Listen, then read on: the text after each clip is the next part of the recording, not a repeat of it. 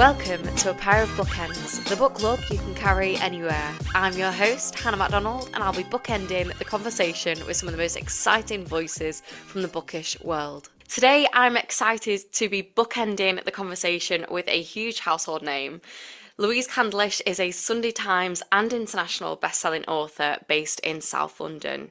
She has written 16 novels and is best known for her book Our House, which was adapted for TV in a major 4-part ITV drama. Our House also won the British Book Awards Crime and Thriller Book of the Year in 2019, was longlisted for both the Theakston Old Peculier Crime Novel of the Year Award and Specsavers National Book Award, was shortlisted for the Goldsborough Books Glassbell Award and has received a Nielsen Bestseller Silver Award for 250,000 copies sold. Louise was recently nominated for the 2024 CWA Dagger in the Library Award, and her latest book, Our Holiday, will be published by HQ on the 4th of July.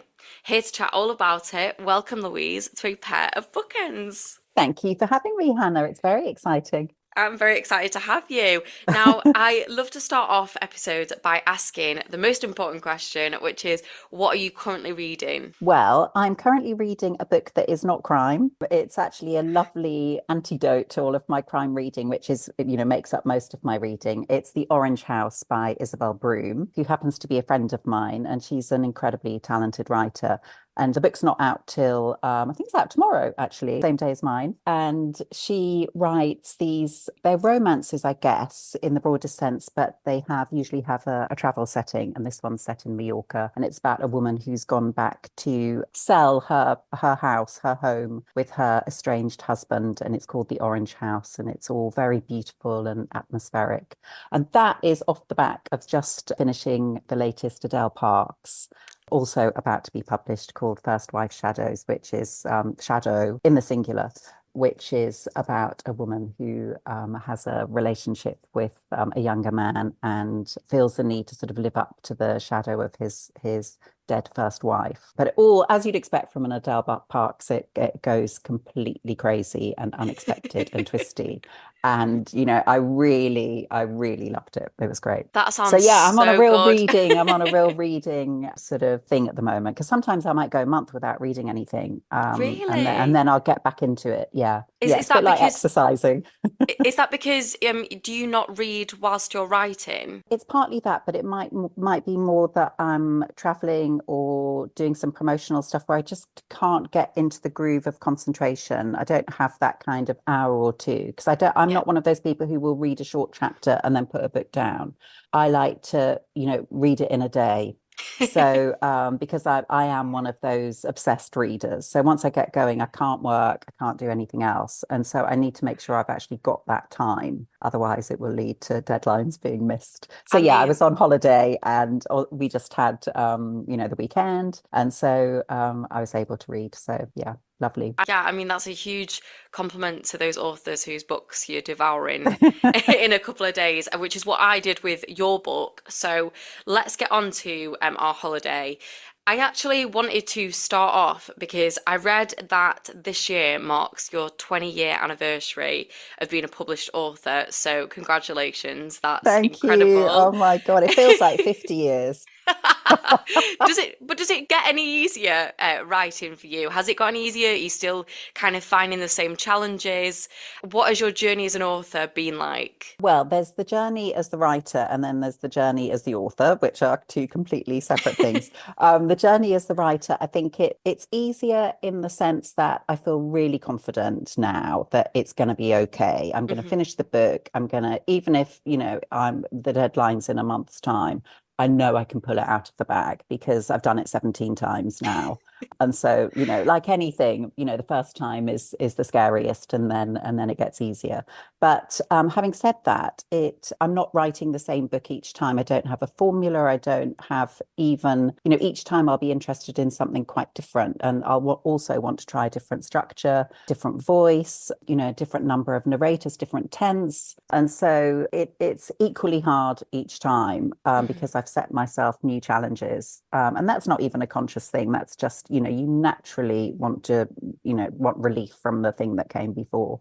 So it's not easier in the sense of actually, sort of creating a quality read, but it is easier in the sense that I don't have any, worries that it's going to work. I don't fear failure because I know it's going to be okay in the end. And then the journey as an author is a completely different matter because that involves all of the, successes and failures of your sales figures, chart positions, your popularity, changing publishers. I've also had a change of agent. So that is, emotionally much, much tougher, I think. And there's, that's where you need the proverbial thick skin and the resilience and all of the things that, it would be impossible to survive 20 years without, taking, triumphs and disasters and treating them both the same. It would Yeah. just be impossible. I'd just be crying all the time. So that's entirely different. And because that is so emotional and so, so many, peaks and troughs, I do find the writing now is almost like the sort of solace. That's like the consolation for the tough stuff. But I mean, I'm already launched into a complaint, and I don't mean it to be like No, that. not I'm at just all. I trying think to it's be good to honest. hear both sides. Yeah, I mean, it's just Absolutely. not the dream that people think it is. It is very tough, and the market changes all the time. And Of whatever course. anyone says, you are only as good as your last sales figures. The way you're treated and the way people perceive you and the invitations you get and where you are in the sort of hierarchy. And I Of completely course. accept that it's a business, but it does impact your psychological side. And so Yeah. writing is just that it becomes, whereas in the early days I only did the writing, there was no business side, I wasn't invited to any festivals, there weren't really many back in 2004. Now promotional stuff is a big part of what I do, and so the writing is like my treat when I've got a window in my diary. So it's quite different. It's changed a Yeah. lot over 20 years, but also in a great way, because 20 years ago we didn't have things like this, which are so much fun. Podcasts, we didn't have as many events. There weren't as many, opportunities for authors to get together with readers. And so it's, hugely better in that respect. It feels Yeah. like a huge, big family of book lovers, whereas back in the day, I felt quite isolated, I think. Wow, that's so interesting. I mean, publishing is such a like rapidly changing industry now, isn't it? Yes. And it does feel like it's crazy to me. I mean, I'm looking kind of around myself at all my different books and how many books are constantly coming out. And you feel like, even as a reader, like I feel like, oh my gosh, like I've got to keep on top of all these different books coming out at once. And I totally can see how the figures side of things will play into it and how you're only as good as your last sales figures, which is a shame because, there's people out there that might not be getting the sales figures who are creating like incredible work. But I guess that's quite similar in a lot of creative industries. Yeah, yeah. I mean, that's life. I mean, Yeah, this is the fundamental thing.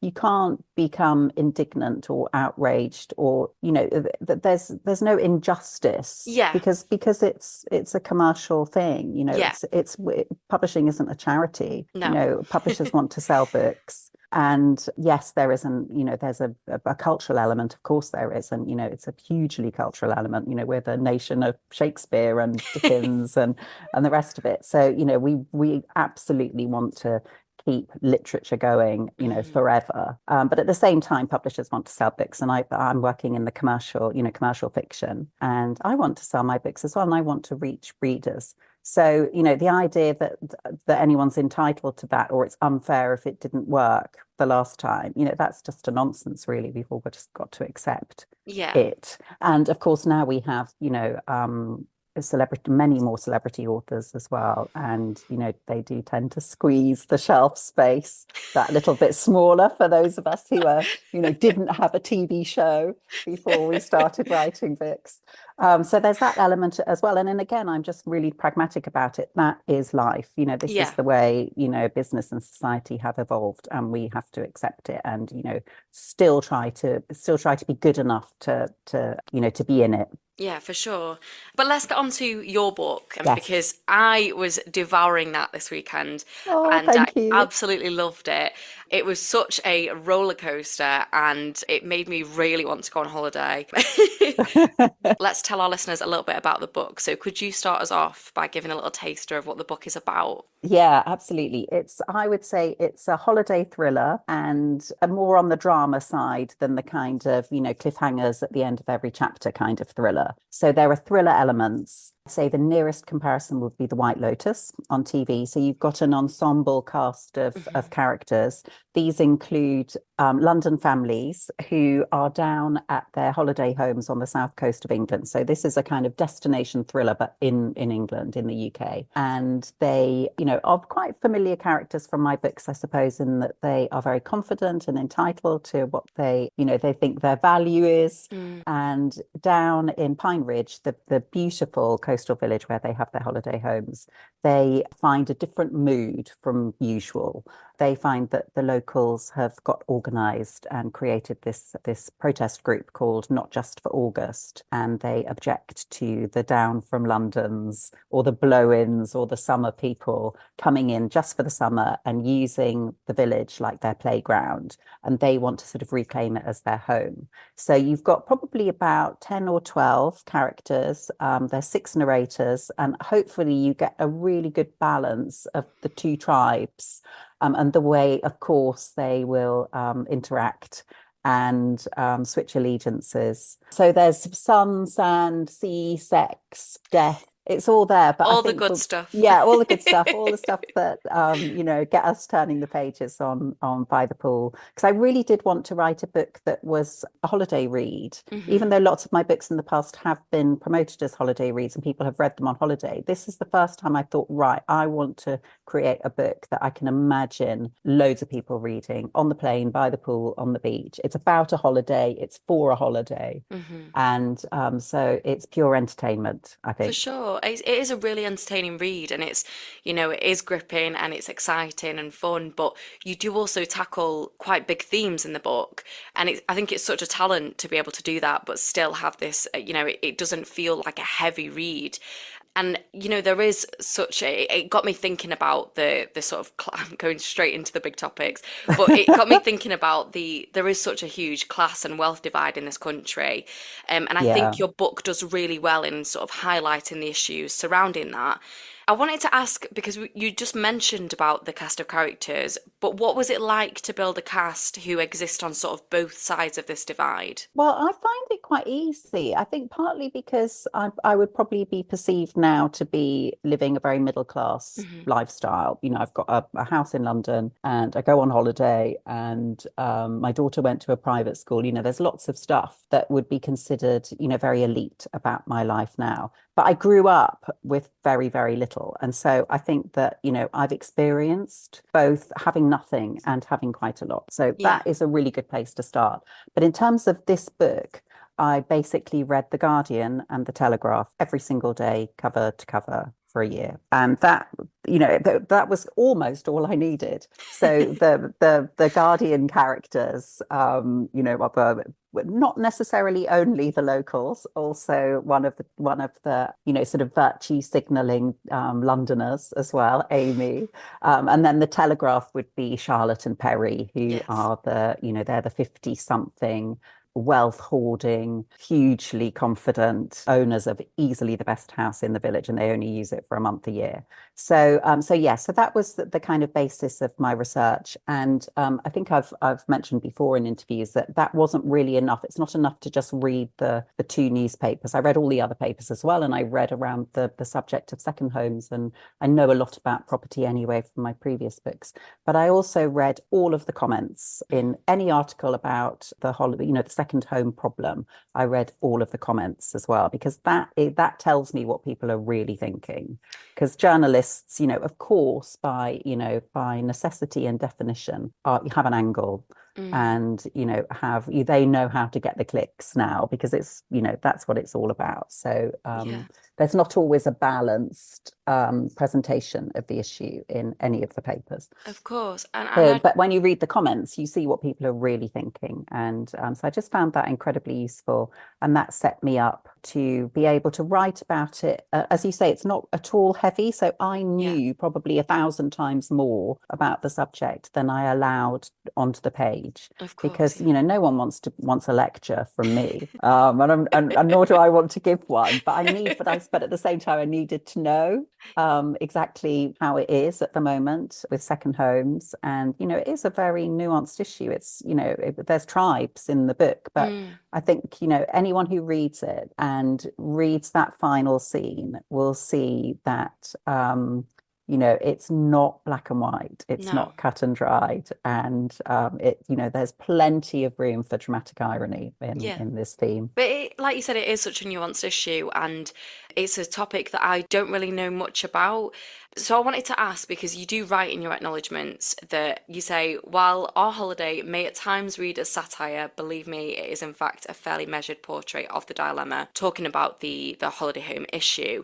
Could you tell us a bit more about how it first came to your attention and how it kind of led to the inspiration for this book? Well, I think ever since I wrote The Sudden Departure of the Frasers, which was a couple of books before Our House, because a lot of people, thought Our House was my first book, but there were a couple of sort of property adjacent books before Our House. And so ever since then, I guess I've just been really interested in incorporating property themes Mhm. into my work because it's just been obvious to me for the last 20 years that that's the defining obsession of, the 21st century because of the soaring house prices and because, the mass immigration means we don't have, we're millions of dwellings short of what we need. And unfortunately, our various local authorities haven't been building at the speed they should have been. So we have a very serious problem with too many people and not enough places for them to live. And so plus, economic decisions made by our overlords means that we now have,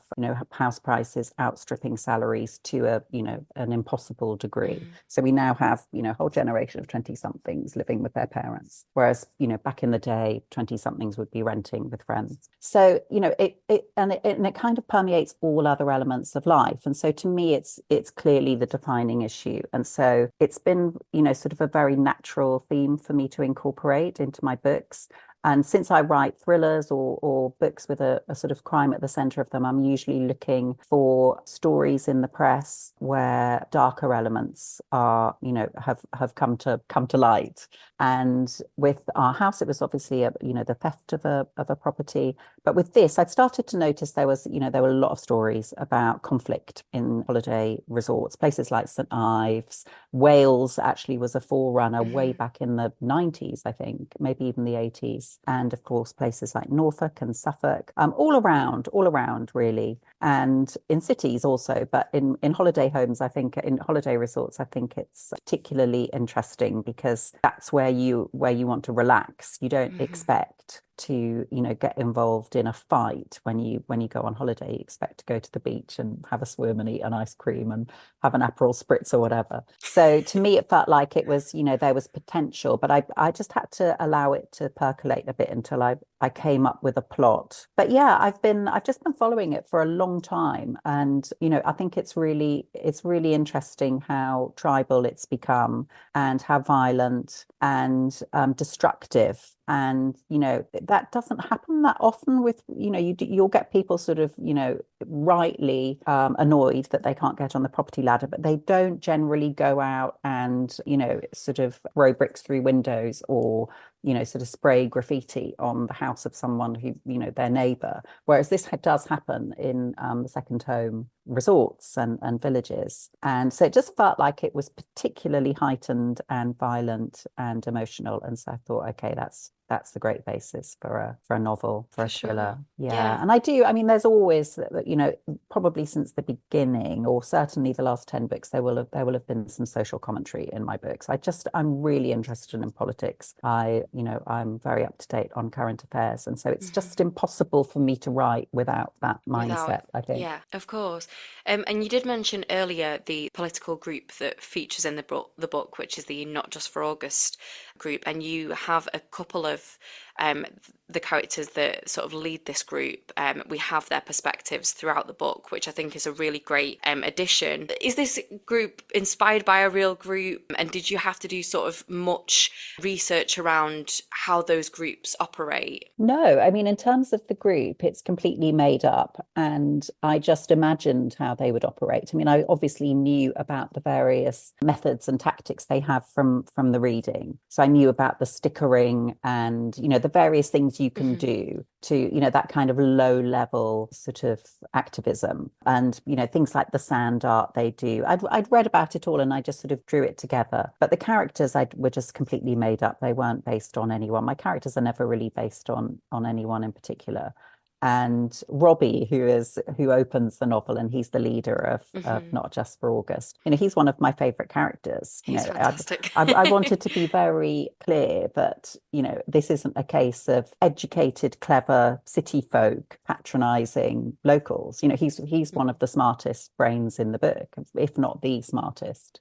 Yeah. And, and he and Perry, who is his sort of opposite number, they come to have a mutual respect. And so, I just try and treat characters with respect. And I assume their intelligence rather than their ignorance, usually. Yeah. And so no, that group is not based on one particular group. I made it up, and I was really pleased with with their name as well. Not Just for August. That's a slogan that you do sometimes see. Yeah. Kind of painted on, pristine white walls of people's holiday homes in Devon or Cornwall, Not Just for August, because, it is really heartbreaking how many holiday homes are empty for almost the entire year. Sometimes, but 50 weeks of the year, they're empty. It's crazy.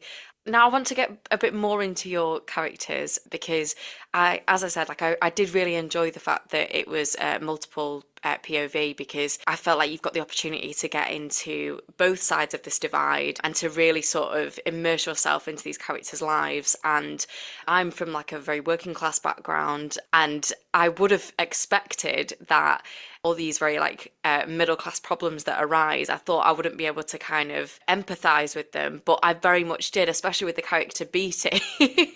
And I don't want to give any spoilers away, and it's so difficult with thrillers to kind of not to speak about them without giving any spoilers. But Beatty, I'm just going to say that Beatty makes some questionable choices in her life, and she's got kind of, she comes from a wealthy family. They're doing pretty well for themselves. She's been brought up pretty well, and she still makes these questionable decisions, and you think I'd be really judging her for those decisions, but then you sort of, the way you write them, you really get into their mindset and understand why they're doing the things they do.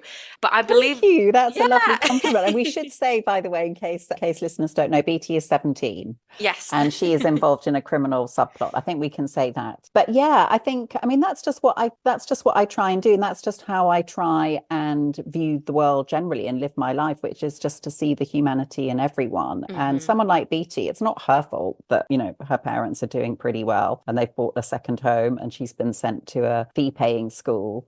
And what I wanted with her actually was to kind of subvert the kind of media message that Gen Z and teenagers are in trouble. They've all got a mental health disorder, or they're living lives just staring at a phone screen. I just wanted to subvert that and have a teenager who is thrilled with how she looks. She knows exactly how gorgeous and sexy she is and how people desire her. And, she wants to take that a bit further. And the thing that I think probably is very authentic about her is that she is railing against, parental and societal pressure to be perfect academically. And, that's the one thing that I think the media have got right, that academic pressure on kids is absolutely ridiculous. I've seen it with my own daughter that from the age of 4, they are tested at school, and, the pressure increases and increases. And no matter how,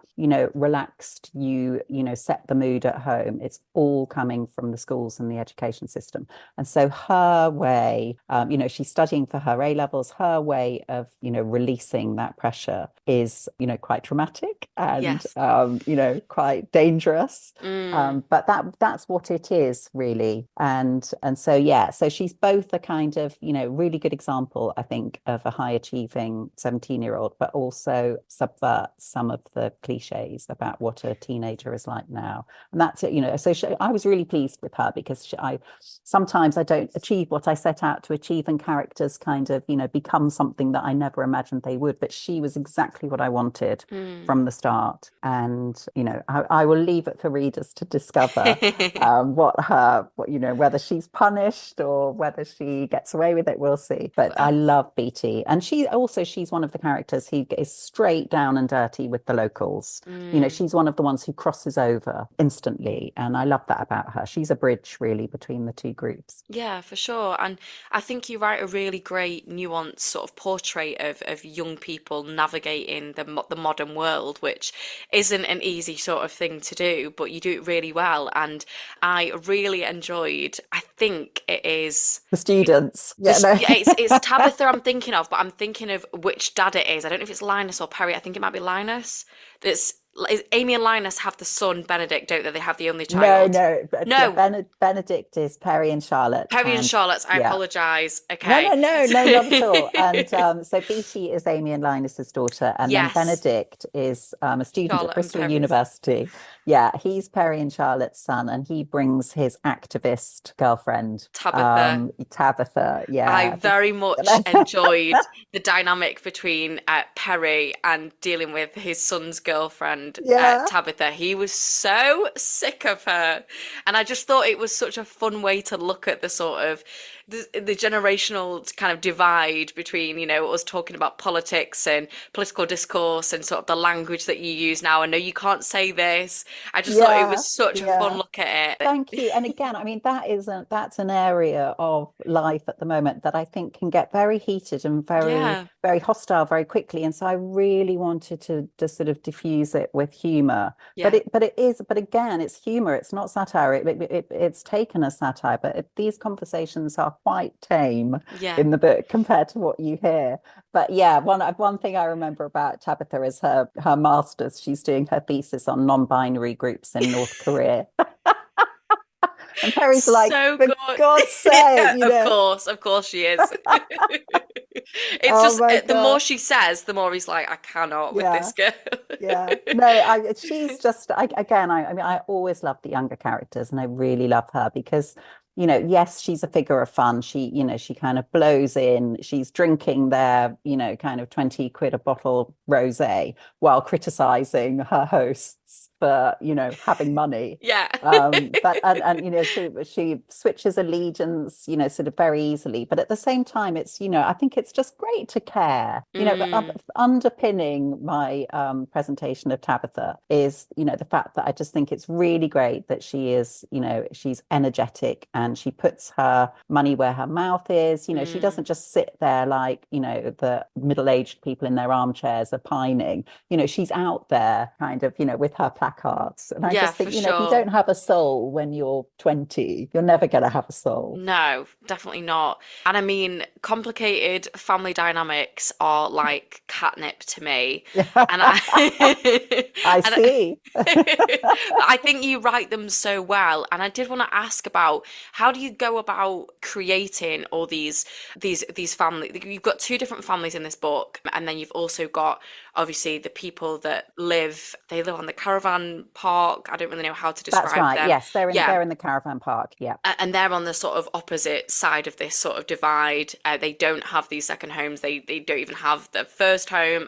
They're really struggling. They don't have official addresses, actually. In the caravan park, that's one of the things I discovered, is it's not even, you know, a legal address. So they can't have a bank account registered to a caravan or, you know, anything like that. So, you know, it's not just an inferior dwelling. It's actually not even recognized as a dwelling. But sorry, I interrupted. No, not at all. It's really interesting to hear about. And yeah, I wanted to ask how you go about mapping out these families and getting inside all of their various perspectives, because I imagine like multiple POV is not the easiest thing to do, but you might prove me wrong. I don't know. No, I think it's really hard, I think, actually. I mean, it's really good in that you can cover more ground and you can see more things. Yes. So I guess one thing I should say is that since writing a book, say like Our House and writing this one, I've had a lot of input in my TV adaptations, and I've started working on a screenplay myself, in fact, two. And so that has had quite a big effect on my book writing, in that it has made me widen up the point of view.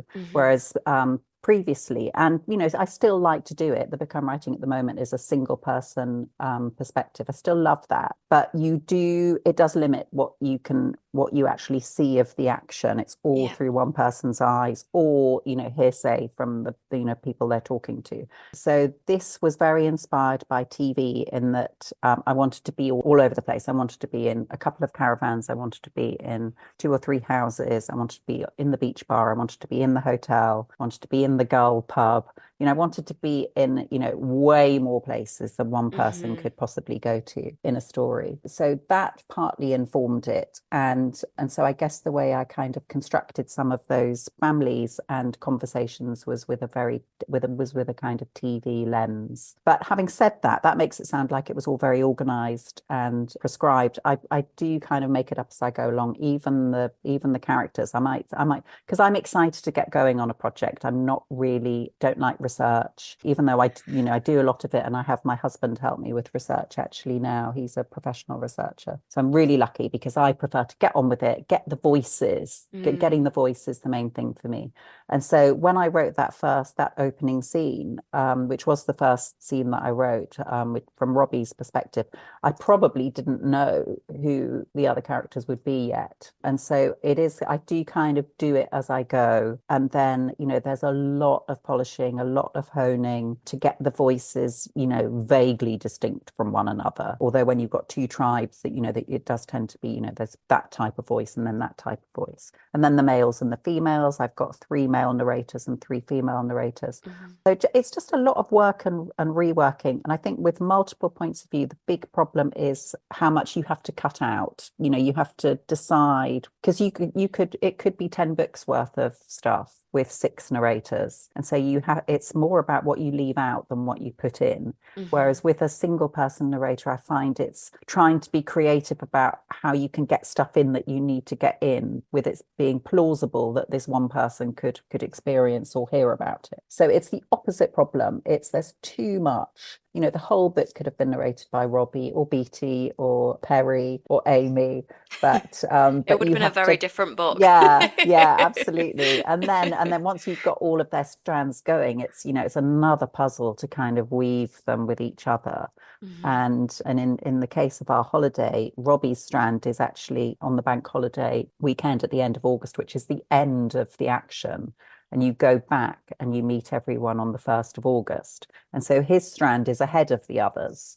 So that creates an additional headache. But this is what we do to ourselves, and the more books you write, the more headaches you create for yourself, because you want to find a new way of curing it and solving it, I think. I was really interested in you talking about how TV has sort of influenced the way that you write now, and I really thought that this would lend itself well to a TV adaptation. Is there anything in the pipeline with Our Holiday? Yes, absolutely. It was optioned quite a few months ago. So, well ahead of publication by Sony Pictures TV. It's going to be a US and UK collaboration. Incredible. So, so that was really exciting. There were, just before Christmas, I had, sort of 8 or 10 meetings with different people who bid for the rights. Really hard to make a choice, because there were some incredible producers wanting to work on the story. And I think they all recognized the White Lotus, the British White Lotus vibe, even though it's not super rich at all, which is what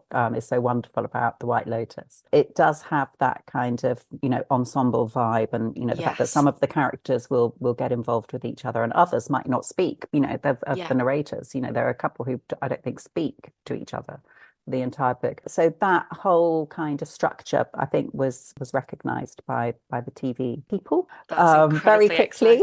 Obviously, I have a fantastic agent who gets everyone excited in that way. But yeah, so Sony have the rights, and we just had a meeting the other day to discuss which screenwriter would be the best to approach. That is so exciting. So I can't really wait exciting. to see this. Yeah, no, me too. I feel and I think you can tell reading it that, it's a it's very visual It book. I is. think books set in holiday destinations are always visual Yes. before you even do any work. You've already got that kind of lovely head start of us all being able to fantasize about our dream Mm. beach, the Did you have perfect beach. did you have a particular image in mind when you were writing Pine Ridge? Yeah, Pine Ridge is sort of vaguely inspired by some of it. The beaches are inspired by Studland in Dorset. So I don't know if you know it or if I listeners will don't know know. it, but you know where the sandbanks most people have heard of, the kind of millionaires row in Yeah. Poole. It's like a sort of spit. And then at the end of it, you get a chain ferry, a car ferry just on a chain, just across a sort of narrow body of water. And then you get to Studland, and that's the Purbeck area of Dorset. And it's National Trust protected. It's really, really beautiful. And I've been there a few times on holiday. And even though Studland itself is a tiny little hamlet, it's nothing like Pine Ridge. Pine Ridge is a sort of made up village. The backdrop is based on Studland, and there's a succession of beaches there, one of which is a nudist beach, which I initially was going to be in the book. And, so that's a good example of something that I had to cut out that could have Yes. been fantastic. I had a whole scene planned of involving the nudist beach, but in Would the it have been end, Perry? it was Harry was going to be involved, but it was going to be him tricking Linus into going. This is meaningless to people who haven't read it yet, but Harry was going to trick Linus into going to the nudist beach because he's always looking for ways to humiliate his enemy. Yes, they love to wind each other up, don't they? They are They completely do, you get to the end yeah. of the book and you just want to bang their heads together. Yeah, no, absolutely. Yeah. And we won't say why, but they do No. end up being these kind of, they're allies and they're kind of, they're together forever now, aren't they? Yes, yeah, they But are. yeah. But yeah, so it's Dorset. But I kind of made the decision not to kind of go on about the Dorset factor. Hmm. Initially, I had a friend who lives in Dorset and a local friend of hers who I asked for advice about all of the different dialect that might be used and, the kind of speech rhythms, in a real Tom Wolfe kind of way. I was going to do it, exactly right. But then after a while, I thought this is actually sounding silly. And I think I'm in danger of, people focusing on the fact that I'm attempting to do this local dialect that isn't my own. And so I decided to neutralize all of that, have all of the Hmm. locals, speaking with no Dorset terms of phrase or, even little colloquialisms. I left a few in and then just pulled them out at the end because it just, it was kind of all or nothing. Yeah. But yeah, it could be anywhere, I think. It could be anywhere on the English South Coast, could be, the Devon Riviera, it could Hmm. be Cornwall, but I state it's Dorset, but that's not really important. But the plot does require Perry to be able to get back to London regularly. Of So course, yeah. yeah, so I think probably, Cornwall would have been ideal, but there's no way he could have, driven back constantly for reasons we won't disclose. I mean, I hope that you were going on little trips and calling them research for Yeah, definitely. They were on my spreadsheet for my accounts, that's for sure. I would have done exactly the Yeah, same. no, I just need to go on 12 trips this year, just yeah. for the sake of my book. Yeah, I'm actually going back down there in June for my brother's birthday. Oh, gorgeous. So yeah, I mean, it's so gorgeous. I urge everyone to go to that Dorset coast. It's just so beautiful. And there is a hotel in the book. There's a hotel called the Needles, Yes. which was loosely inspired, but certainly not based on the Pig on the Beach, which is the pig chain of hotels, which Yeah. some people will know about, and incredibly expensive. And I think I had 2 nights there, and that was kind of like the equivalent of going to Crete for 2 weeks Yeah. or something. It was so I can expensive. I imagine. stayed in a little kind of shepherd's hut. But it was really useful. It was really useful to kind of see the kind of people who were at that hotel and the kinds of things they were saying. And, that kind of the thing that really fascinates me about the Down from Londons is just the kind of transplanting of London to a beautiful place. So Mm. all of the conversations in the Needles, were about life in London and friends in London and work and schools and, but just with an incredible backdrop with, beautiful food and drink and, a lovely view. But it didn't really feel like, people were there to experience Dorset. And which is the case with a five-star resort, just like the White Lotus. They're not in that last season of the White Lotus. Very few of them are interested in Sicily. They're Yes, interested in themselves. they certainly are. Oh my gosh, I love that series. You've made me want to go back and rewatch it. Do Yes. I've watched both seasons three times now. Oh my Yeah. gosh, that's incredible. I mean, it makes me very excited that your book is being adapted because I love a sort of location drama, and I just know that this is going to be so much fun, I especially hope with all the different so. perspectives. So I'm very excited. Oh, thank you. Me too. And fingers crossed that, it happens because so many books, including lots of my own, they're optioned and, they don't actually get greenlit. I think it's a tiny percentage, 1% or something Mm. of books that are optioned do get made. So it's not guaranteed, but, I'm really hopeful. And I think that if it is on screen, I think it'll just be a complete riot. I think it'll be brilliant. Oh, it fully It'll will. be so much fun because these are truly outrageous characters, I think. Yeah, they are. And as an actor, I will be contacting my agent immediately and Oh, being like, yeah. when you see the Yeah. casting breakdowns for this go out, please submit me. Who do you see for yourself? Gosh, that's so difficult. I think I'd probably be, I don't know, maybe I'd be like an Ellie or a Shannon, I think, Yeah, you could be Ellie. I think Yeah, so, yeah. yeah. If you do identify with the working class Yeah, tribe, yeah, I think so. rather than otherwise you'd have to do your But I think best Bristol Tabitha would be posh fun. voice and be Tabitha. Yeah. Yeah, Yeah. she You would be actually so you fun. do look a bit like how I imagine Tabitha. So I think I see you for Tabitha. Well, there we go. It's all That would be an agreed. excellent Yeah. role to play. So I don't know how we've managed to get to this time, but I've had such a great time chatting to you about this book, and I absolutely loved this book. I would like to round off this episode by asking what your literary influences are. Well, like most people of my age, they are people like Agatha Christie, Mhm. who was, one of the few crime writers in abundance that could be read in libraries back in the 70s. So she was my first sort of, obsessive, I've got to read them all author. But more recently, I would say, I mean, certainly my favorite author, and I would love to think he's a big influence, is Tom Wolfe, who I've already mentioned, Bonfire of the Vanities and A Man in Full, which is currently on Netflix, actually, a new adaptation of that. I just love the way he immerses himself in the different cultures that he explores. And, that's what I try and do, although, perhaps not the 1,000 pages that he produced so brilliantly. Mine are shorter and, they're not such odysseys. So Tom Wolfe, but also I would mention Patricia Highsmith, because I do have, let's just say I'm very comfortable with amoral or flawed characters. I have absolutely no interest in making them likable or toe the line and do the right thing. They might do the right thing sometimes, but that's Mhm. almost accidental. So I think she very much is an influence there. And,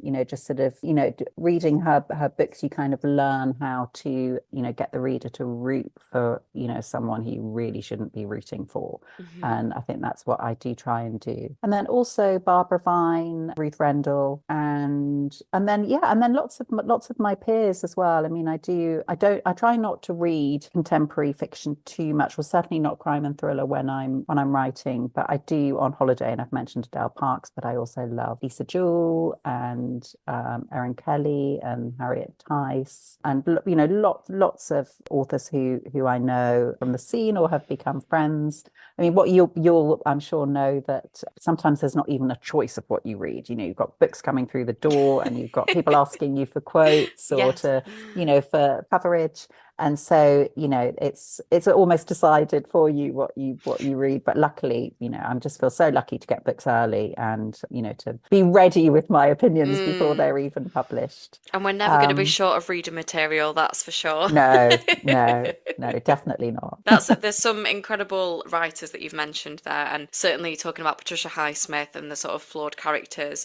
I mean, we love flawed, complex people. It's just the best thing to read. And your Yeah, book is certainly not short of those no. characters, which is why I loved it so much.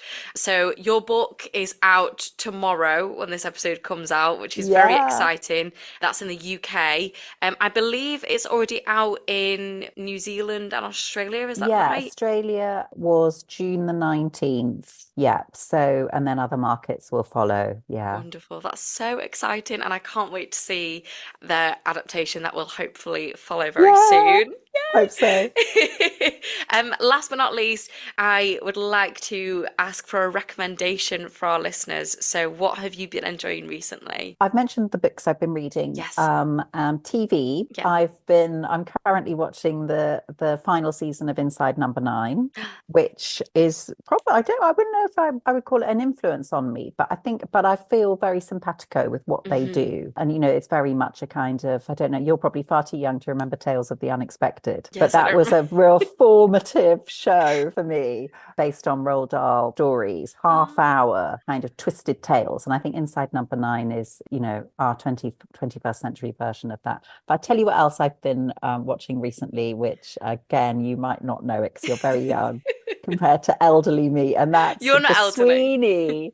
Do you know the Sweeney? I don't know. Okay.